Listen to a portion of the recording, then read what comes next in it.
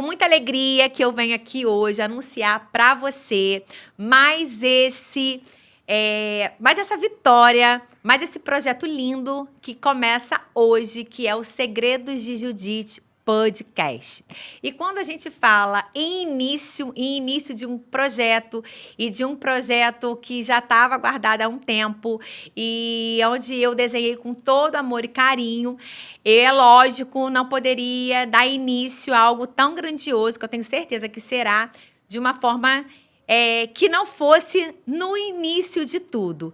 Então, é com muita alegria que eu trago aqui para vocês o nosso primeiro convidado, né, do nosso primeiro episódio do podcast Segredos do Judite, o seu Carlos da Pio Bella. Queria muito agradecer, seu Carlos, por ter aceitado esse convite. Queria que o senhor soubesse que o senhor é muito importante, né, na minha vida profissional, na minha história com as unhas, né? Eu nunca imaginei, eu, dominante que sou, esbaforida que sou, elétrica que sou, seria capaz de fazer um alongamento em fibra de vidro, que quando a gente olhava no vídeo, né, e via lá arrumando aquela fibrinha e tudo mais, eu achava que eu nunca ia ter paciência para aquilo. E eu super me conectei, era o meu momento de pausa, era o momento que eu conseguia, de verdade, construir algo num processo e, no final, entregar um resultado lindo. Eu me surpreendi com tudo que eu aprendi na Pio Bella e foi o início de tudo. Queria te agradecer por contribuir por esse mercado das unhas, porque a Pio Bella, ela é uma marca e uma indústria muito importante no nosso mercado. Não só eu falo por mim, mas também falo por grandes profissionais que hoje existem no mercado, que nós começamos na Pio Bella, e por todo o apoio e visão que o senhor sempre teve desse mercado e de nós profissionais. O senhor conseguia olhar para a gente, né, e falar: vem para cá, vem para perto, que eu tenho muita coisa para te ensinar e te orientar e te elevar. Então, muito obrigada por estar aqui. É um prazer muito grande e eu tenho certeza que vai ser uma delícia. Eu também. Muito obrigado a você. Quem tem que agradecer sou eu. Nesse trajeto que a gente vem desenvolvendo ao longo de 21 anos, a gente se deparou com personalidades das mais diversas. E você foi uma das pioneiras que realmente desbravou esse mercado da fibra que você tão corretamente salientou agora. Então, quem tem que agradecer neste momento sou eu, por estar aqui, por você ter se lembrado de nós e por você estar falando da Pio Bella com esse carinho. Carinho que, claro, nos emociona, me emociona, porque é também o meu sonho, sempre foi. Há 21 anos atrás, Aline, a manicure, e você sabe muito bem, Sim. não era nem um pouco reconhecida. Ela ficava no fundo do salão, numa cirandinha. Hoje ela é a estrela do salão. E a que se deve essa mudança de segmento social? Se deve, primeiro, à educação, Sim. que nós sempre preconizamos desde o primeiro momento. E segundo, a capacidade intrínseca que a manicure brasileira sempre teve. Isto é maravilhoso. É um exemplo para o mundo inteiro. Então, a gente que conhece diversos locais, diversos países, diversas culturas, sabe positivamente que a manicure brasileira é um verdadeiro gênio natural. Então, quando a gente se propôs a fazer a fibra, foi até surgiu de uma situação meia diferente, um tanto sui generis, né? Porque a minha esposa estava com um problema sério, não poderia esmaltar, não poderia fazer nada na unha, porque os esmaltes da época tinham metais pesados nos seus pigmentos, etc. Então não podia. E o oncologista que atendia, um dia brincou com ela, só se for vidro, uma coisa assim. Aí ela me trouxe essa inquietação. Eu trabalhava, tinha uma metalúrgica na época, em Caxias, e ela queria que eu começasse a fabricar aquilo, a fibra, né? O senhor já trabalhava com a fibra de vidro em um outro segmento? Sim, eu trabalhava com a fibra de vidro em outro segmento completamente diferente, tá?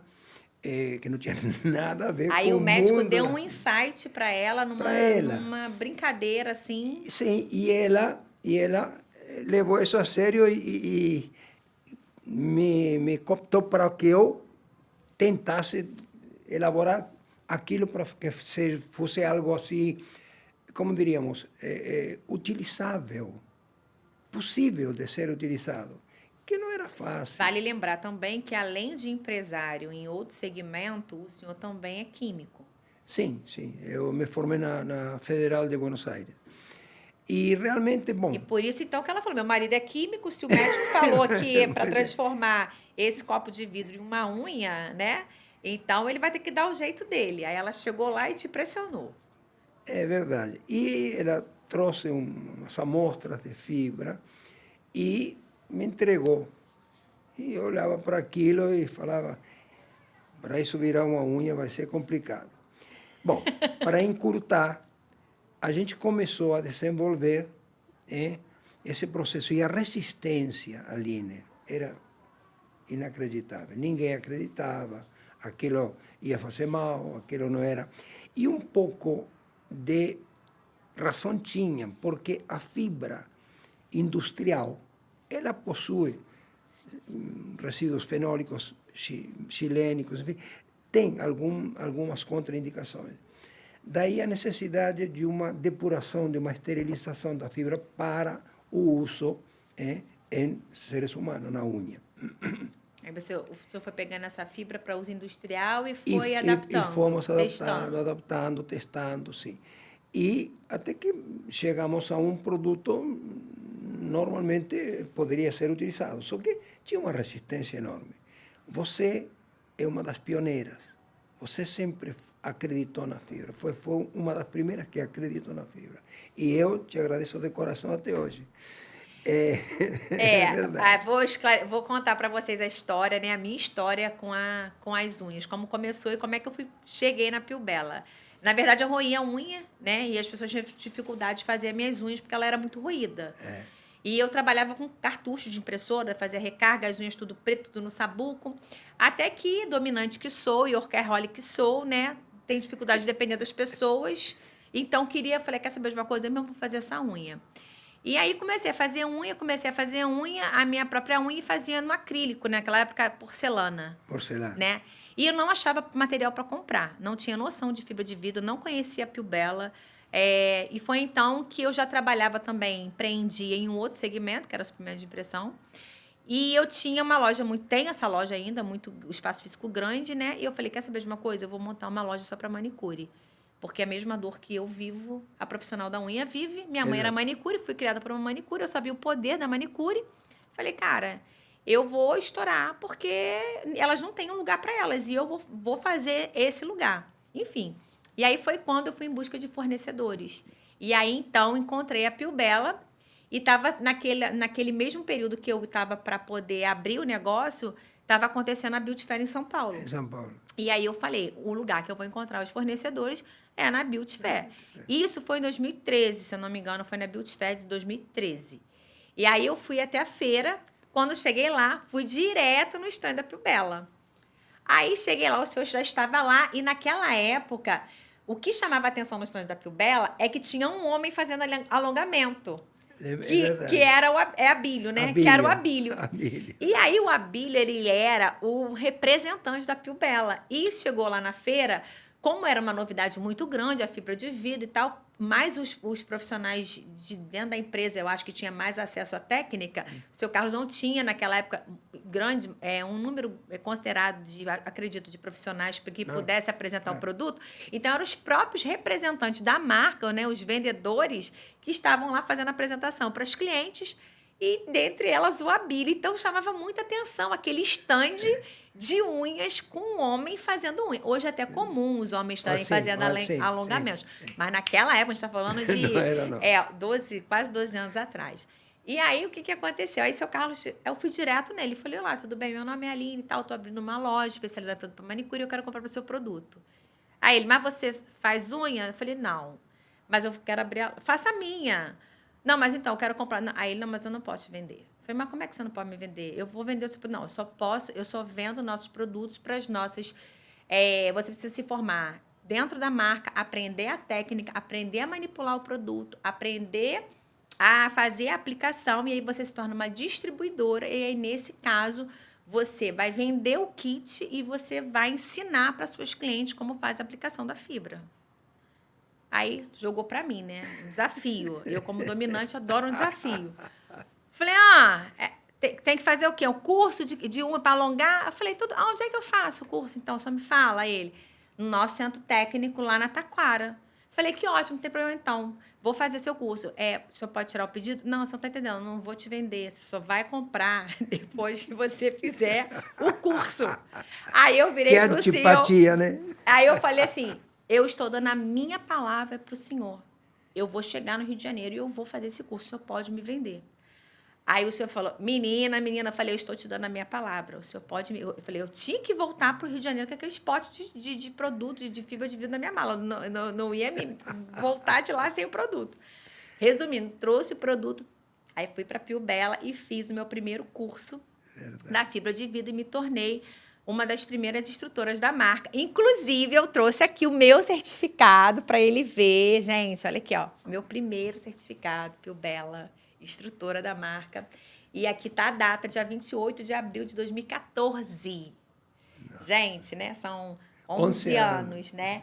Então, falei para ele que ele é o responsável, né, por toda a minha jornada, assim, o amor, o comprometimento dele, né? E você vê também, assim, a fidelidade em vender o produto para quem estava disposto a realmente a comprar o propósito da Pio Bela em relação à técnica da fibra de vidro.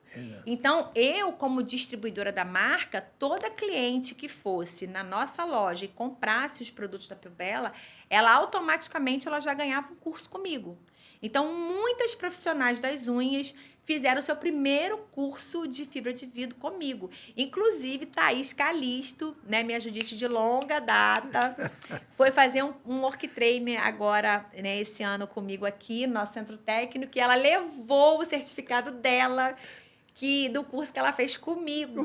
Eu achei assim, eu fiquei emocionada, Carla Aline. E eu ver que hoje Thaís é uma profissional tão renomada, tão talentosa, e ela fez lá comigo, né? E eu lembro que quando eu ligava para a Pio Bela para fazer pedido, a dona Iracema, que é a esposa do seu Carlos, né, que também é diretora da Pio Bela, que foi lá e pressionou ele para fazer, né, desenvolver a técnica. Eu lembro que ela fazia questão de pegar no telefone e ela falava assim, olha, nós estamos muito orgulhosos de você, porque nós recebemos muitos elogios das suas formações, dos cursos que você ministra. E engraçado que eu nunca me imaginava fazendo unha, né? E quanto menos educando. E eu lembro que eu ainda tinha loja de cartucho. Então, era uma era uma loja dividida por um blindex de vidro. E aí, um dia na semana, eu era a instrutora da Pio Bela, que ministrava os cursos, né? E os outros dias da semana, eu trabalhava com, né? Era uma loja do lado da outra. E foi gratificante, porque muitos profissionais naquela época, dentre elas, uma outra de Campos, esqueci o nome dela agora, encontrou comigo. Helena. De Campos de Goytacazes. Então, não era Helena? Helena, uma magrinha, branquinha, ela estava até agora na feira. Ela foi na feira agora, do Rio. Não sei se ela chegou aí lá no teu estande. Pode ser. Ela, Aline, não acredito que eu te encontrei. Isso tem uns 2 anos. O que foi, gente? Nós fizemos a formação da Pio Bela juntas. Falei, fizemos. Então, assim, eu ainda fiz a formação primeiro do que muitas outras cases de sucesso no mercado, né? Mas eu tinha um outro negócio em paralelo, ainda falo pro Bruno, talvez se naquela época eu tivesse ido pro digital, né? Eu teria ganhado o mundo aí também. Mas acho que tudo tem o seu momento. Acho que Deus me queria mesmo atrás do balcão fazendo isso aqui, né? Que é trazendo o empreendedorismo para dentro do mundo das unhas. E assim, é muito gratificante e vocês verem, né? Eu olhar assim para trás e ver de onde tudo começou. e hoje poder estar aqui, né? Como o mercado mudou, como a comunicação mudou, né? Como o educacional mudou. E a gente hoje poder estar aqui no estúdio, batendo um papo, contando essa história, né? E tem muitas coisas que a tecnologia tem nos proporcionado ao longo desses anos que tem facilitado. É uma faca de dois gumes, porque também acaba trazendo algumas questões não legais, que às vezes nem tudo é verdadeiro. Mas tem essa parte gostosa de a gente conseguir estar aqui agora contando essa história. E muitas das vezes que a gente faz a conversão de produtos da Pio Bella no balcão, eu sempre conto essa história, né? E eu falo para os profissionais, a gente precisa honrar as indústrias que olharam para a gente lá no passado, onde tudo era mato, né? E conseguia ter uma visão do nosso mercado. Eu estou falando da minha experiência com a Pio Bella, especialmente com o seu Carlos, Dona Iracema, mas eu conheço muitas outras profissionais que tiveram muito apoio e aporte da Pio Bella para iniciar no mundo das unhas. Profissionais que foram patrocinadas pela Pio Bella para fora do país, para formações, para técnicas que o Brasil nunca tinha visto. Teve também ajuda, né, e todo um aporte para que essas profissionais pudessem vir para a sede da Pio Bella para aprender e se desenvolver.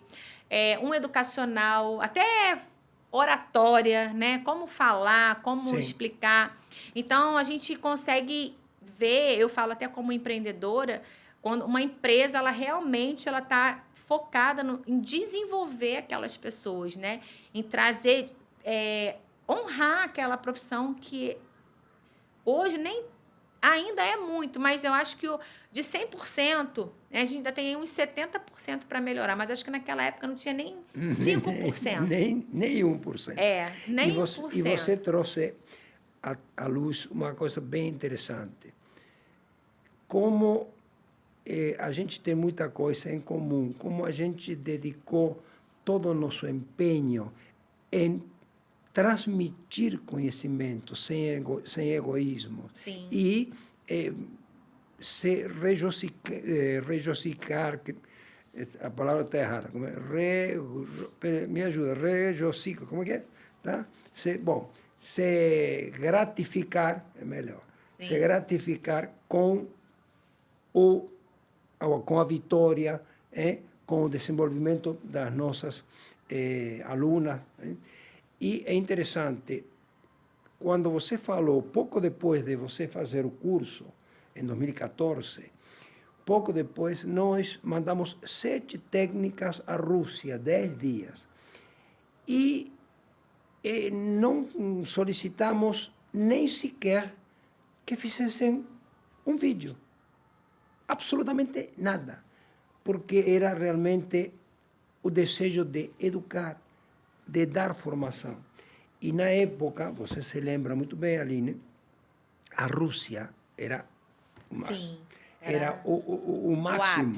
Muito bem. E aí, nós mandamos 7 técnicas, 10 dias à Rússia, sem nenhum tipo de solicitação, nada. Ninguém precisou fazer nem sequer um agradecimento, nada. Era aquilo que você fazia. Vem para aqui, comprou o produto, leva seu curso. Nós fizemos da mesma forma, mandamos pessoas para se qualificarem, tá?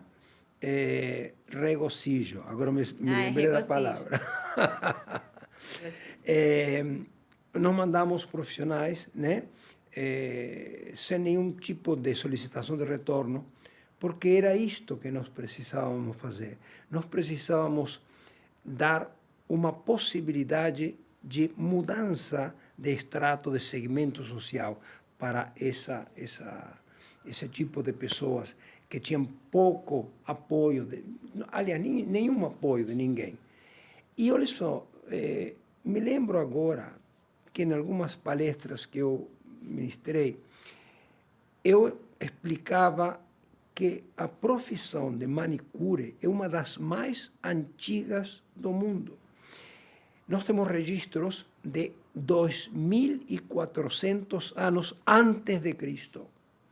2.400 anos antes de Cristo, o faraó tinha 2 manicuros, era homem na época, tinha 2 manicuros. E isso está registrado, foi registrado por uma expedição paleontológica que foi feita por um pessoal da França em É mesmo? Não 1964. sabia. Sim. 2.400 anos antes de Cristo. E a unha tem coisas tão interessantes. Você sabia que na China, por exemplo, que começou com unhas longas e tudo, só era permitido aos nobres ou ao pessoal da corte alongar as unhas? Não sabia. Pode ser. Só podia alongar as unhas o pessoal da corte ou da nobreza. Mas o senhor diz alongar com... Alongar mesmo. Não, com o que tinha na época, tá? Mas usavam unhas longas, goma arábica, enfim, uma série de coisas. Porque tinha... E o adorno das unhas é muito antigo. Os incas tinham nail designer, acredita? Só que, claro, não tinham pedra, não tinha gente, usavam para cola tipo de plantas, né, como arábica, essas coisas, e colocavam pequenos ossinhos de insetos. Os adornos eram com pequenos ossinhos de insetos. Ah, é? E era lindo, tinha coisas lindas. Não sabia também. Por isso que estou dizendo, é uma profissão tão nobre, Sim. tão linda, então que merecia que os empresários em geral apostassem Mas, nesse mercado. Exato. a gente costuma dizer que tudo nasce a partir da mentalidade. Porque até para você conseguir alcançar um educacional, você precisa que a mentalidade daquela profissional esteja receptiva, né? Sim, a sentar, aprender, a entender. E não é sobre só ela fazer as unhas, é sobre ela empreender através das unhas. Porque é o que eu costumo dizer, eu bato muito nessa tecla. Antes da manicure começar a fazer unha, ela decidiu empreender. Sim. E ela não é somente uma prestadora de serviço, ela é uma empreendedora. Só que muitas delas não conseguem ver as unhas como uma ferramenta a qual ela empreende, né? Uma profissão onde ela trabalha o empreendedorismo. E isso acaba limitando ela. E é onde traz, muitas das vezes, né, a escassez. Se trabalha muito, passa-se muito tempo sentada, uma expressão corporal encolhida, cabeça baixa, sempre se colocando num lugar inferior que não é para ser colocado, mas ela mesma se coloca naquela situação porque ela acredita que ela precisa de muito para ser bem-sucedida e prosperar. Nós não precisamos de muito para prosperar, nós precisamos nos permitir, com o pouco que temos ou com o que temos, alcançar aquilo que Deus nos fez para ser. Então, hoje, eu trabalho muito, o meu foco, hoje eu tenho um projeto com 150 profissionais, a Piobela também faz parte desse projeto, aonde a gente trabalha a mentalidade, a crença de não merecimento, por que ela não consegue performar, por que ela está tanto tempo na profissão, né? E ela não consegue atingir os resultados e a outra profissional que está bem menos tempo consegue performar. Mentalidade. Porque a resistência que nós tínhamos, né, na educação, o senhor foi pioneiro na educação, eu estava junto disso, e, gente, naquela época era unha de silicone, né, que era um gel mais siliconado, ele era mais flexível, e o acrigel, que era o pó acrílico misturado no gel para poder dar uma resistência, porque ainda não tinha muitas matérias-primas. É a tecnologia, né, aplicada como se tem hoje. Sim. E a mais resistente naquela época era o acrílico, né, até vinha fibra, mas tinha o cheiro do monômero, que era muito forte. Alguns ambientes não conseguiam manter, né, uma clínica de estética ou um salão de cabelo a porcelana junto do alongamento ou com cabelo, outros serviços que forem feitos dentro do espaço. E eu lembro que quando elas chegavam no balcão, então, você já conhece a nova técnica de alongamento de fibra de vidro? Não, aí eu mostrava a fibra e tal, mostrava o vídeo. Aí quando vi o vídeo, nossa, Deus me livre, demora muito tempo fazer isso. E quando eu vi a primeira vez, eu também falei, gente, eu não vou conseguir fazer isso nunca, porque olha o tempo que eu vou demorar para fazer isso.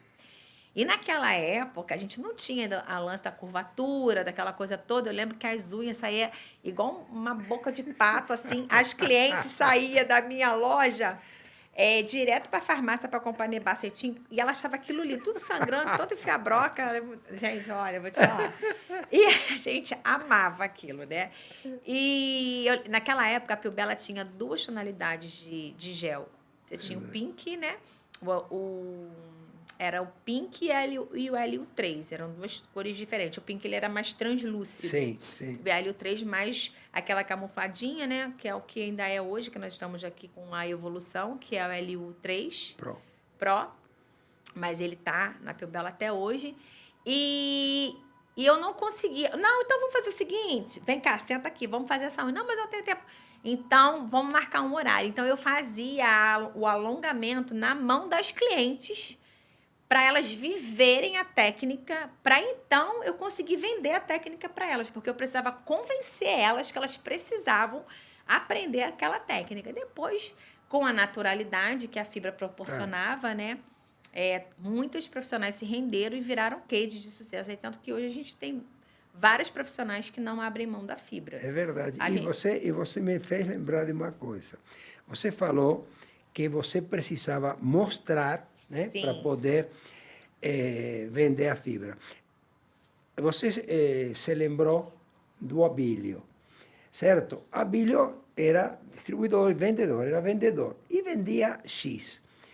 Ele falou, não, eu tenho que fazer o curso porque aí eu vou vender. Ele decuplicou a venda. Ele multiplicou a venda dele por 10. Depois que chegava e fazia a demonstração. Fazia a demonstração. É verdade. E a conversão, quando você... A experiência, né, gente? A experiência, ela sempre vai conectar o cliente. Então, por isso que a gente fala hoje, né? A venda sem a experiência, você está morto. Porque você precisa proporcionar para o seu cliente, muito além de uma compra de um produto ou um serviço. Você precisa proporcionar para ele uma experiência. E eu lembro que depois, nas Beauty Fair Futura, a Pilbela foi crescendo cada vez mais e já tínhamos, às vezes, 9, 10 mesas de demonstrações, sim, né? Sim. Com muitos profissionais do Brasil inteiro fazendo a demonstração da técnica da fibra. E de lá para cá, a Pilbela foi crescendo cada vez mais e o mercado das unhas foi crescendo, tomando uma proporção. Até que em 2015 a gente teve a invasão do mercado chinês.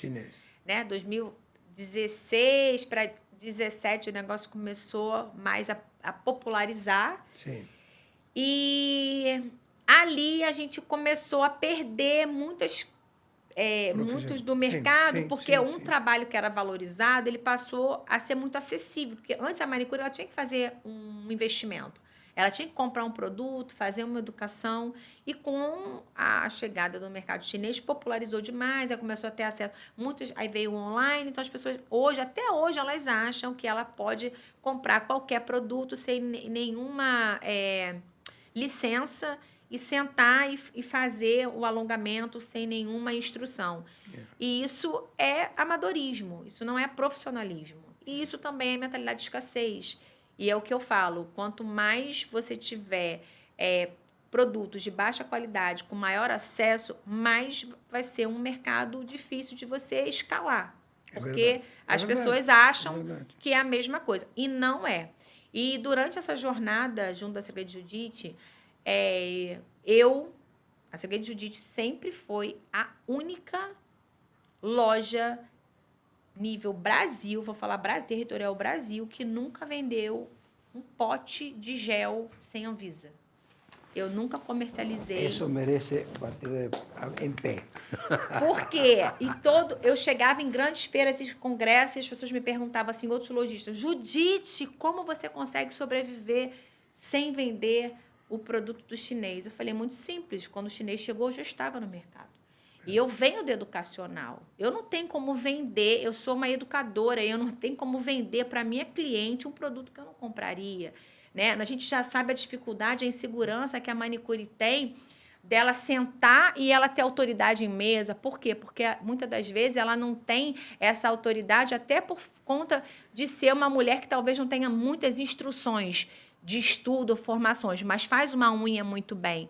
Então, a gente tinha ela já tem essa dificuldade. Você imagina eu intuir ela a comprar um produto onde ela não tem nenhum respaldo. Ela já tem a dificuldade de não dar certo, do medo de não dar certo, de dar uma infiltração, de dar um problema, de dar uma alergia. Dela prestar esse serviço, já culturalmente falando. Sim. Então, você imagina um produto sem nenhum respaldo. Então, eu sempre tive esse cuidado e as minhas clientes sabem. Eu só vendo aquilo que eu compro e quando eu vou introduzir um produto, eu falo, você pode comprar, você pode levar, se você não gostar, depois você pode vir aqui acabar com a minha raça. Elas vão e levam, e graças a Deus a gente trabalha assim. E nós somos uma empresa que resolve, né? Porque eu acredito muito na parceria e a gente sempre teve bons relacionamentos com nossos fornecedores, até por questões de chegar, falar para a Piubela, seu Carlos, aconteceu essa questão com o produto, já resolvi com o cliente, assim, assado. Então, a gente sempre procurou também trabalhar com fornecedores, né, que os valores e os princípios se conectem com os princípios e os valores da Segredo de Judite, onde a gente consiga dar esse acolhimento, trazer essa segurança para os nossos clientes, para nossas clientes, né? E você também salientou um ponto que é muito importante. Você disse, eu imaginei que jamais iria poder fazer essa fibra, não sei o quê. O seu caso é exemplo de muitos outros. Então, de alguma maneira, a fibra trouxe algo diferente, tá? Conseguiu despertar dentro de muitas manicures a capacidade que elas têm e que nem elas mesmas sabiam. Sim, não sabiam. Então, isso foi também um divisor de águas. É um divisor de águas. Sim, as pessoas trouxeram para algumas pessoas uma profissão e uma habilidade. E uma habilidade que nem ela mesma sabia. E engraçado que eu sou uma pessoa agitada, mas nos meus cursos, assim, eu tenho toda a paciência para explicar, para falar do posicionamento do motor, da aplicação, né? E assim, eu também me descobri ali no educacional. Falei, caramba! E as pessoas conseguiam entender o que eu estava falando com muita clareza, né? E os resultados depois, assim, eram extraordinários. E eu acho que na educação é isso. Você conseguir, né? Tem coisas na vida que não são impagáveis, né? Não tem preço, são valores, né? E eu acho que é isso que a gente conseguiu trazer através das unhas. E ao longo desse tempo, né, a Piubela vem inovando sempre, trouxe a fibra aberta, selada. Hoje eu não trouxe a fibra selada. Eu trouxe essa do tufinho, mas o senhor veio recentemente um lançamento de 2 anos, né, que o senhor trouxe a fibra selada, que ela é uma fibra que ela já faz a curvatura, né, previamente. Foi uma inovação também que o senhor trouxe. O senhor trouxe também, na inovação, a Speed Tip Gel. A Speed foi muito inovadora na época, sim. Sim, porque a Piubela também foi pioneira na tip de gel, 100% gel. 100% gel. Assim, você pode pegar uma tip de gel da Piubela que você vai colocar lá na acetona, você vai ver que o gel vai voltar no estado mais... Vai dissolver tranquilamente. Vai dissolver, porque ele não é plástico, ABS. Não. Né? Ele é um tipo de plastificante. O gel é um tipo de plastificante, mas é classificado como gel, mas as pessoas às vezes querem falar isso. Mas tudo é plástico. Não. São classificações químicas diferentes, estágios químicos diferentes. E também foi pioneiro quando o senhor trouxe a Speed na tonalidade do gel rosa. Sim. Que é perfeita.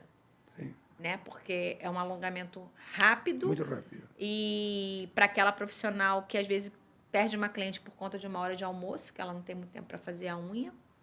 E a naturalidade que fica realmente é excepcional. Outro produto que eu vendo muito, que eu adoro vender, eu gosto de bater boca no balcão e eu defendo sempre, é o Prep da Piubela, o Prep da Piubela é o único, é um dos poucos do mercado que tem timol. Sabe o que é timol? Eu dou uma aula sobre timol e aí, assim, adoro, né? Porque na pandemia, por exemplo, a gente conseguiu introduzir bastante o PrEP, né? Por ele ser um fungicida também, né? Altamente eficiente. Então, fazer a asepsia das mãos com o PrEP da Piubela... E é um bactericida fortíssimo. Sim. Então, ele é um dos poucos do mercado, né? Então, assim, muito importante você ler o rótulo, entender o que tem na composição do produto, tá, gente? A gente sempre fala sobre isso, porque tem muito fabricante que usa álcool 70 com corante e vende como você paga um valor de PrEP e não é PrEP. é verdade. Então, é muito importante a gente ler os rótulos, a composição química, né, do produto. Seu Carlos também foi pioneiro no poligel também. Eu lembro que... Acho que foi o pioneiro do poligel. Porque trouxemos há muitos anos. Sim, Sim. sim, sim, sim. Porque depois que popularizou um pouco mais, mas também foi. Então, assim, a gente consegue ter a percepção da cultura da Pilbela em trazer sempre a inovação, né? Tá sempre na frente, né? Vendo o mercado e trazendo a inovação. E, claro que a gente não poderia, né? Eu vou falar por mim, eu sei que sou meia suspeita de falar, mas às vezes a gente quer entender, vou perguntar aqui, que eu acho que é a pergunta de muitos, né? Qual a água que o senhor bebe? Esse menino, o senhor está com quantos anos agora, seu Carlos? Com todo respeito. Agora, daqui a 20 dias vou fazer 84. Olha isso, gente. 84. Esse garoto. Eu falo esse garoto porque ele tem mais disposição do que eu e você juntas. Às vezes, quando eu tomei a borocochosinha, assim, sabe? Que eu tomei assim, eu falo, quer saber, eu vou ligar para o seu Carlos, porque eu vou chegar, ele tá com gás, que eu vou olhar para ele e falar assim, gente, se esse menino tá com esse gás todo, eu não tenho o direito de estar desse jeito. E é muito linda a forma de ver como o senhor se dedica à Pilbela, o brilho nos olhos que o senhor tem por essa marca. O que a Pilbela representa, assim, para o senhor? Falando assim, de maneira meio chula, é a filha que deu certo. Que lindo! Eu tive uma filha excepcional que faleceu com 47 anos, né? Era autista severa e epilética. E realmente foi uma filha que, infelizmente, o destino me levou. E a Pilbela é a filha que ainda se mantém. Amém. Ai, que lindo. E que eu cuido com todo carinho. Pelo menos enquanto tiver força para cuidar, vou cuidar. E uma coisa que a gente sabe, assim, ouve falar, e também vivencia quem é mais próximo do senhor, que o senhor é muito, assim, tudo o senhor gosta de tapar, gosta de acompanhar os processos da empresa. Como é que é isso no seu dia a dia? O senhor se sente sobrecarregado? Ou o senhor gosta? Porque hoje um dos maiores desafios do empreendedor é ele descentralizar, né? É ele Sim. soltar um pouco a Sim, rédea. Como sim. que o senhor lida com isso? Com alguma dificuldade, porque eu sou centralizador, né? E sempre fui. E, evidentemente, você não pode ser onipresente, né? E muito menos onipotente. Então, qual é o problema? Com o decorrer dos anos, a gente vai perdendo um pouco a paciência. Então, você fica muito impaciente. Quando alguém começa a relatar algum fato, você já, com 84 anos de Já experiência, viu lá na frente. já sabe o que vai falar. Então, você começa a se irritar com discursos longos, esse tipo de coisa. Então, isso faz com que, às vezes, você tenha pouca paciência para lidar com as dificuldades, né? E as incapacidades do ser humano, que é normal, todos nós temos nossas deficiências. Então, às vezes, a gente tem pouca capacidade de admitir as deficiências normais do ser humano. E isso te traz o quê? Estresse. Estresse. Mas, enfim, é uma coisa que Aí o senhor prefere, às vezes, tomar a frente. eu prefiro, às vezes, continuar tomando a frente, coisa que, repito, você acabou de falar muito bem. Uma das coisas mais difíceis é descentralizar. Mas, para isso, você tem que baixar o nível de perfeccionismo para início de conversa. Tá? Tem que baixar o nível de perfeccionismo. Excesso de perfeccionismo te traz esse isolamento, tá? E essa falta de compreensão com a normalidade. Então, eu me penitencio com isso, sei que estou equivocado, mas com 84 anos acho que ainda não vou mudar. Não vai mudar. E o senhor empreende desde quantos anos?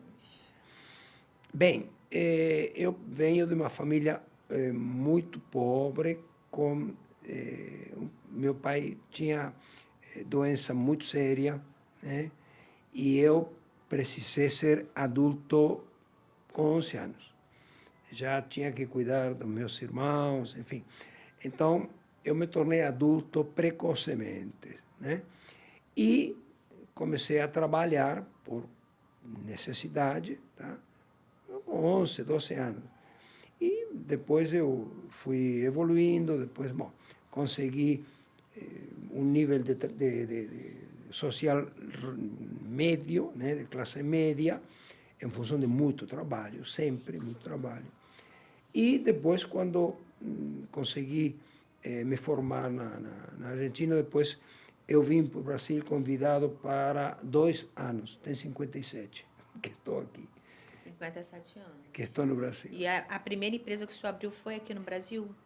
Foi, aqui no Brasil, exatamente. 57 anos. Então, a gente pode dizer que ao longo de 57 anos o senhor pegou aí bastante geração trabalhista, né? Pessoas, mão de obra, braçal. Sim.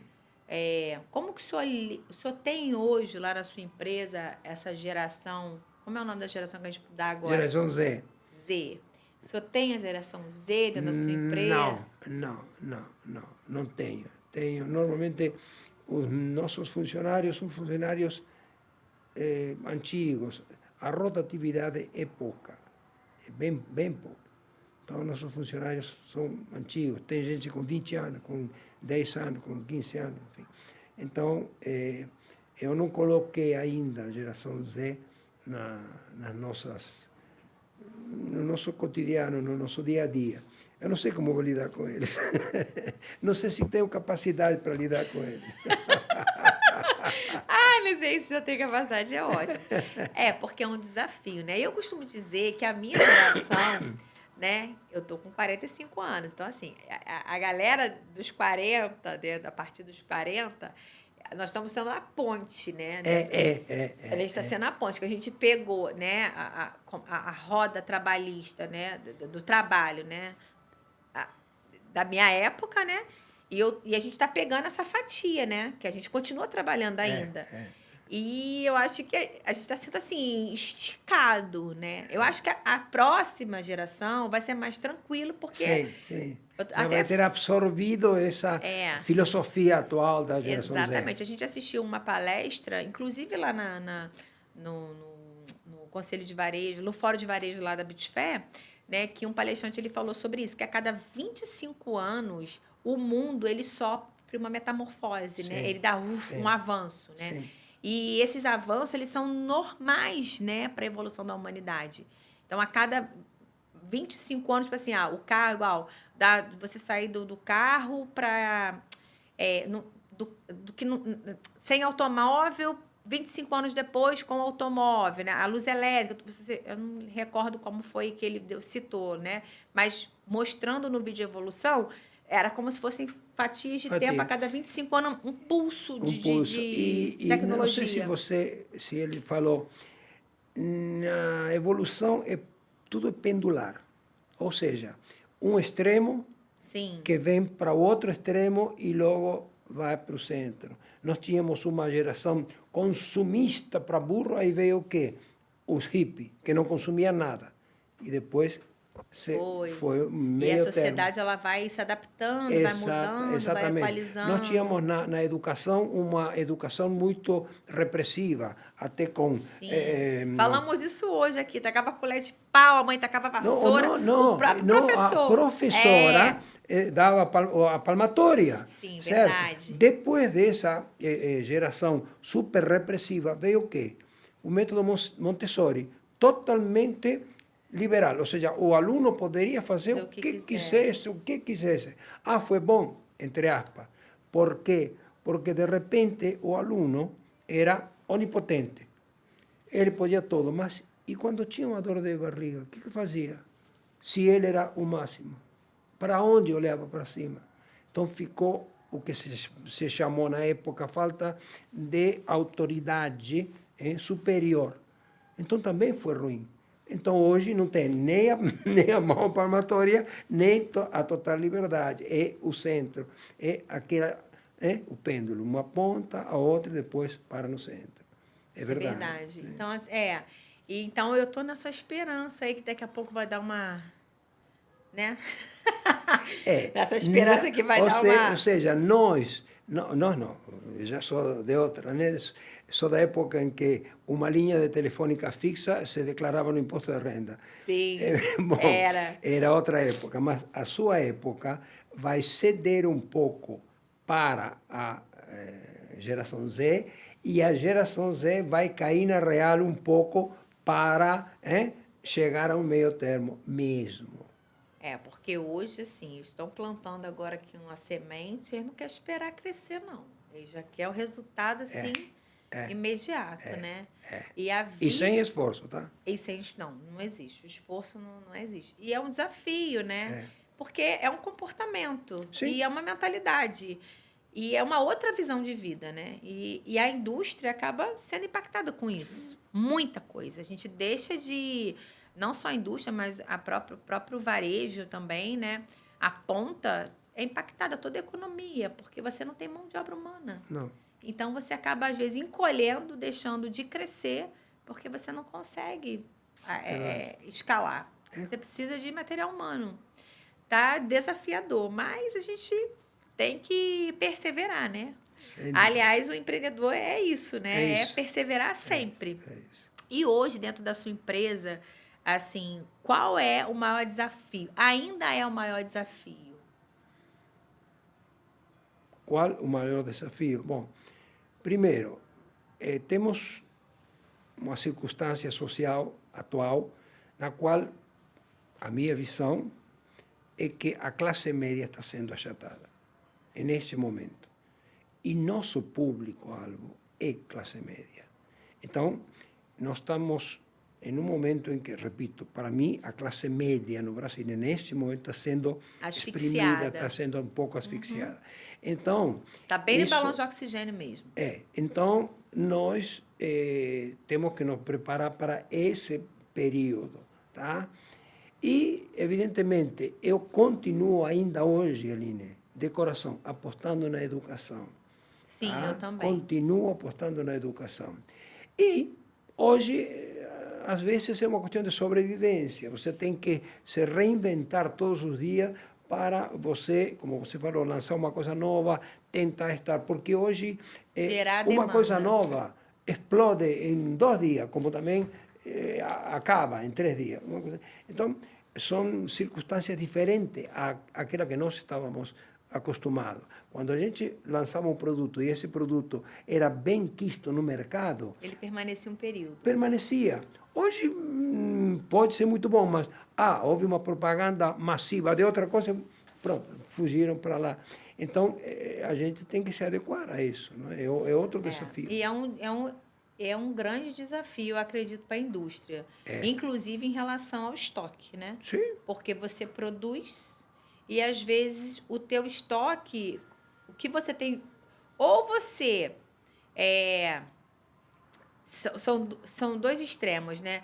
Tem aquele produto que você lança, ele estoura, você tem uma previsão de estoque, e aí, às vezes, ele escoa e você ainda não tem tempo hábil para repor, e aí na ruptura, é quando você vem com ele, na ruptura tu já perdeu o termômetro. Já perdeu, acabou. E tem aquele que, às vezes, lança o produto, tem o estoque... Mas foi um frenesi de poucos dias e o teu estoque ficou parado, né? Ou então você investiu em tecnologia, lançou um produto, ele ainda não conseguiu nem chegar em todos os pontos de venda e de repente, do nada, ele já está ultrapassado. Sim. E tem algumas indústrias, eu estava lendo sobre isso, que estão, inclusive, mal das pernas, algumas indústrias, inclusive, de maquiagem, por conta disso, porque a comunicação e a evolução da tecnologia dos produtos, ela está tão rápida, a comunicação digital, ela está tão rápida, que quando você ainda vai introduzir o produto, aquilo que era o seu lançamento já tem outra coisa na frente e você já ficou para trás. Sim. E isso é assustador. Sim. Porque está tudo muito descartável, está tudo muito... Quando você vê, tipo, já passou. E é um desafio, realmente, muito grande. A gente, as indústrias que estão no mercado, conseguem ter a sua marca no mercado, realmente ela é uma vitoriosa, porque é um desafio extraordinário. E nesse mercado nosso também, existe muito amadorismo, né? Sim. E isso atrapalha E muito. amadorismo de conveniência também. Exatamente, os amadorismos de conveniência, e isso também acaba afetando quem trabalha sério. Sim. Porque até cair por si que há um amadorismo em relação àquilo dali, que é uma coisa que não vai permanecer, já afetou os que trabalham de forma correta. Né? E a minha opinião a única forma de mudar esse mercado é através da educação. Exatamente, coincido 100%. É através, porque é na experiência da educação, é no contato com o produto, é na vivência que você tem em sala de aula, que você vai lá ter os insights e ter acesso a uma outra mentalidade para que você possa acessar aquele resultado e mudar de fato a sua vida. Dentro das mentorias que eu faço lá na Secretaria de Jiu-Jitsu, nos meus treinamentos, a gente faz uma conta básica de uma manicure cutilagem de maltação, que ela trabalha num salão de terça a sábado, com um ticket médio de R$30 por dia, 5 atendimentos. Que ela faça de 50% para o salão, para a irmã custa R$60, que é o mínimo. Ela não faz menos, a renda dela em 26 dias trabalhado, bruto, se eu não me engano, dá R$3.200. Então, ela já saiu da linha da pobreza. Ela não é na classificação da pobreza. Então, a profissional da unha, se ela estiver disposta, né, a ter uma agenda, trabalhar com seriedade, ter um foco e objetivo, ela, no mínimo da receita dela, trabalhando, prestando serviço dentro de espaço de outra pessoa, pagando 50%, ela já não está mais na linha da pobreza. E como é que a gente ajuda, né, uma pessoa pobre, uma pessoa necessitada? Não sendo um deles. Né? Quando a gente fala, o nosso professor Lair, né, fala muito sobre a roda da abundância nas minhas aulas, e ele fala, não tem mais lugar para pobre no Brasil. Você quer ajudar teu país? Não seja pobre. Né? Então, assim, nós somos um país onde temos tantas riquezas, tantos recursos naturais, tanta inteligência, a gente tem tanto acesso, a gente tem um clima maravilhoso. Sim. Né, que nos favorece. Então, assim, e essa profissão é uma profissão que ela tem tanta autonomia, é tudo tão acessível hoje para ela. Sim. Não foi na minha época que eu comecei. Não. Eu lembro que naquela época um pote de gel da Piubella, cheguei a vender pote de gel da Piubella LU2 por R$176. Sim. R$189. Hoje o ticket médio é R$89, R$80. Então, é muito acessível você comprar um pote de gel de 30 gramas que você consegue fazer aí com controle de produto até 30 alongamentos. Sim. Faz. Então, não justifica esse pensamento de escassez, sabe? Trabalhar com um produto que não tem qualidade, que não te traz autoridade à mesa, nem portfólio. E eu me sinto muito honrada em poder, né, ter tido esse primeiro contato com uma empresa como a Piubella, né? Eu caí no lugar certo, porque eu sou apaixonada pelo educacional e tudo que nós construímos. Eu costumo dizer que eu adoro bater boca no balcão. Eu gosto de entender do que eu vendo. Por isso que eu sou apaixonada por unha e eu tenho até dificuldade de vender outros, tipo maquiagem, outras coisas que eu não entendo muito. Porque, como eu sou apaixonada por unha, eu domino muito a unha, então eu consigo ali... Mas o que deu errado? Mas vamos resolver aqui. O que aconteceu? Mas por que foi?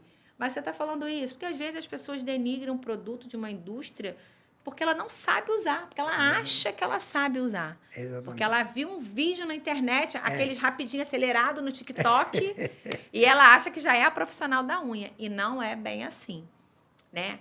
Mas, assim, graças a Deus, eu comecei no lugar certo. E o resultado, né, da voz e da autoridade que a Secretaria de Jiu-Jitsu tem hoje no mercado é porque é uma empresa que sempre trabalhou com a verdade, com a educação e com fornecedores que se conectam com a cultura e os valores da Jiu-Jitsu, né? Então, eu acredito que a Piubella, ela é uma grande responsável, inclusive, por essa autoridade que nós temos hoje. E quais são, assim, as perspectivas da Piubella para o nosso mercado hoje, para o próximo ano? Só tem alguma novidade por aí? Quais são as suas expectativas de mercado diante desse furacão que a gente está vivendo? Sim. Mas há uma coisa importante. há um dado antropológico que eu acho que vale a pena salientar. Qual é a evolução da unha no decorrer dos séculos? A unha nasce nos australopitecos, nos primatas, como quase uma garra. E eles usavam para defesa e ataque. Sim. Depois, o Homo sapiens diz, não, se eu lapido uma pedra mais mole com uma pedra mais dura, vou fazer uma ponta, isso é mais, em um corpo a corpo, é mais eficiente que a unha. Então, a unha, com o decorrer dos séculos, começa a perder função, deixa de ser uma garra, passa a ser uma unha. E depois disso, como qualquer órgão do ser humano, quando não tem função, começa a involuir, ou seja, ir para trás. Então, a unha, que nasce quase como uma garra, os felinos têm a garra até hoje, porque usam. Sim. A unha, com o decorrer dos séculos, começou a involuir e a se debilitar. Nossas avós jamais falavam em unha quebradiça, unha frágil, e hoje é uma coisa que muito, muito comum. Muito comum. Então, a unha continua involuindo.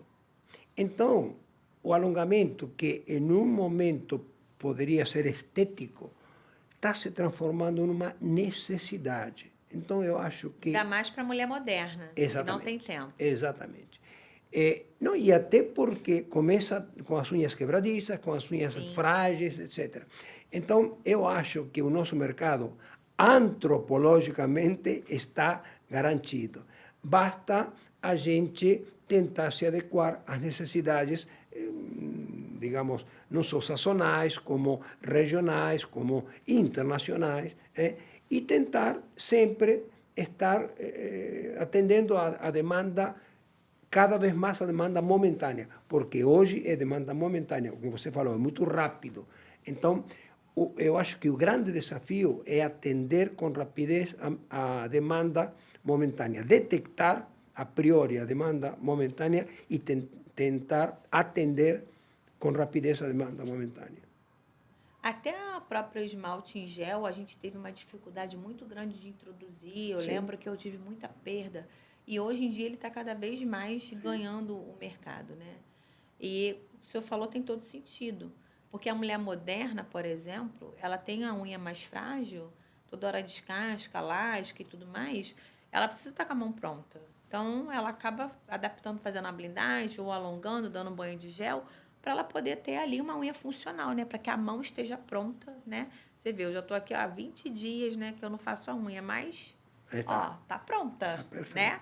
Você bota um gel da cor da sua unha natural e ela tá pronta. E isso já facilita muito, realmente, né? Então, a expectativa que o senhor tem agora para o próximo ano, para a Piubella? O que eu te falei, não é muito diferente do que se projeta para 2026, 2027, etc.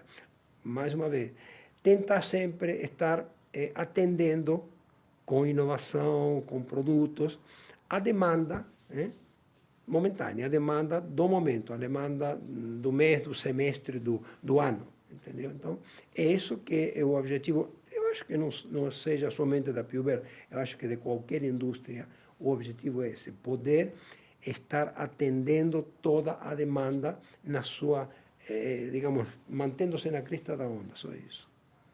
E só para fechar agora aqui, nosso bate-papo, uma curiosidade que muitas pessoas têm da onde surgiu o nome Piubella? O que ele significa? Significa a mais bonita. Tá? Em italiano, a mais bonita. Piubella é uma expressão muito, muito comum na Itália. E quella é a mais più bella, a più bella, não, mais não, a più bella, que significa a mais bonita. Então, surgiu na época como uma homenagem que a gente fez para a minha esposa, para Iracema. Então, a gente, de alguma maneira, idealizou a più bella, quer dizer, a mais bonita. Assim, né? Foi meio que uma homenagem. Mais uma vez a dona Iracema sendo a protagonista, né? Que bacana. Mal sabia ela, né? Que todo esse amor e o carinho do senhor como esposo, né? Ia transformar a vida de tantas mulheres, tantas profissionais, né? Porque o nosso mercado, ele deve muito a Pio Bella, assim, né? Nessa questão de ser uma Educação. indústria, né? Uma marca brasileira que trouxe toda essa inovação, né? Toda essa educação, foi pioneira em muitas coisas, muitas técnicas, muita informação. E eu lembro quando teve aquela fusão também das cabines de LED, das cabines UV para as cabines de LED, né? A gente viveu toda aquela transformação ali juntos, né? Então, a gente foi realmente uma empresa construída, né? E Aline, a fibra é o único produto de unha que fez o caminho inverso. Todos os produtos vêm de fora para aqui. A fibra é a que fez o caminho inverso. Saiu do Brasil e foi para fora. Foi. É um produto genuinamente tupiniquim. É, genuinamente. E a gente fala, pode bater nos peitos e dizer, a fibra de vidro, ela é brasileira. Brasileira, é sim, senhora. Bom, seu Carlos, a gente já está terminando aqui Obrigado. o nosso bate-papo de hoje. Espero que você possa vir outras vezes, né? Porque Com o maior prazer. nós estamos sempre... tudo muda, né? Então, assim, Claro. pauta e conversa boa é o que não falta. E falar com você é sempre um prazer, Aline. Obrigada, meu amigo. Eu que agradeço. Então, vamos aqui agora, né? Quero agradecer ao seu Carlos mais uma vez. Obrigada por compartilhar com as nossas Judites a história da Pio Bella e também a minha história, né? Que a nossa história é conectada. E te agradecer por toda a amizade sua, da dona Iracema, todo o carinho que você sempre teve comigo, com o Bruno, com a nossa família, com a nossa empresa. E o senhor sabe que é recíproco, né? Às vezes também eu também, às vezes, me meto na vida dele, sabe, gente? Eu ligo para ele, eu falo as coisas com ele. O senhor não faz assim, o senhor faz. O senhor não sei o quê. Tá bom, minha filha, já tá bom, fica tranquila. Eu lembro que quando eu queria o top coat de 10 ml, eu falei, o senhor pode fazer para mim? É difícil o senhor fazer para mim um top coat de 10 ml? Ele, não, fica tranquila. Mês que vem, você já vai ter seu top coat de 10 ml na sua loja. Eu falei, graças a Deus. É verdade, é verdade. Aline, quem agradece sou eu, tá? Você sabe que quanto a gente aprecia você, Bruno, enfim, e quanto a gente valora esse paralelismo de nossas trajetórias, tá? Porque temos objetivos em comum, Sim. tá? Que é o de educar e de oferecer produtos de qualidade e serviços de qualidade. E serviços de qualidade. E prosperidade para esses Exato, profissionais, exato. né? Porque eu falo para minha Judi, vocês têm que ficar rica logo. Porque vocês ficando ricos, eu fico rica na consequência. Por favor, me ajuda a ficar rica. Vamos ficar rica todo mundo juntas. E é isso. Então tá, seu Carlos, Obrigado. muito obrigada. Deus abençoe. Até o Igualmente. próximo episódio. Até a próxima.